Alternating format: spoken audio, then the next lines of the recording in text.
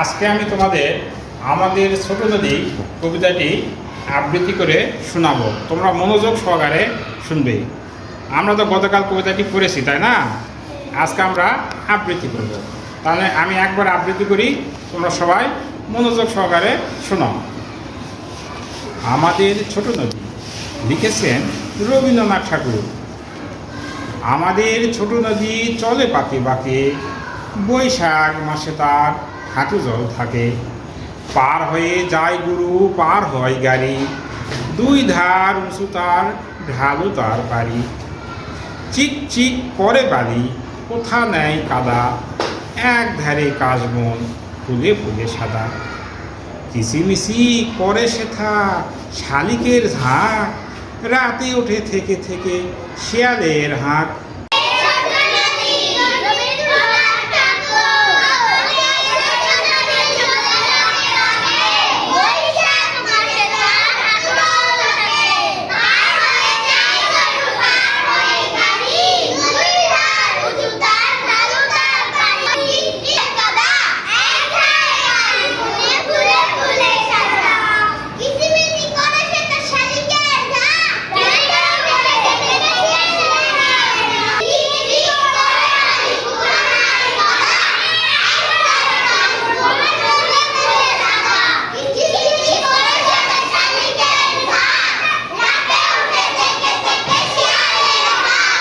হ্যাঁ, তোমরা সুন্দর বলেছ।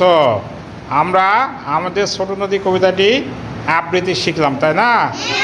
এবার আমরা এককভাবে আবৃত্তি শিখব, একজন একজন করে।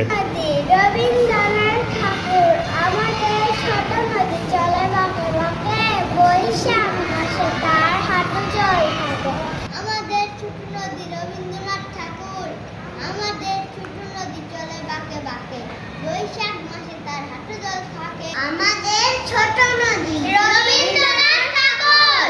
আমাদের ছোট নদী চলে বাঁকে বাঁকে, বৈশাখ মাসে তার হাঁটু জল থাকে।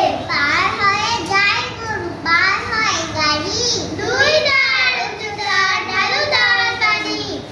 চিক চিক করে বালি, কোথা নাই কাদা, এক ধারে কাশবন, ফুলে ফুলে সাদা। ঝিকিমিকি করে সেথা শালিকের ঝাঁক, রাতে উঠে থেকে থেকে শিয়ালের হাঁক।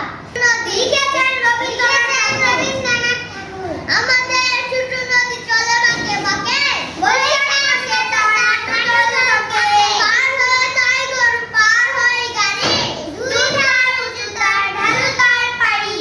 চিক চিক করে বালি, কোথা নাই কাদা, এক ধারে কাশবন, ফুলে ফুলে সাদা। আমরা যে আবৃত্তিটি করলাম, আমরা খুব ভালোই পারছি, তাই না?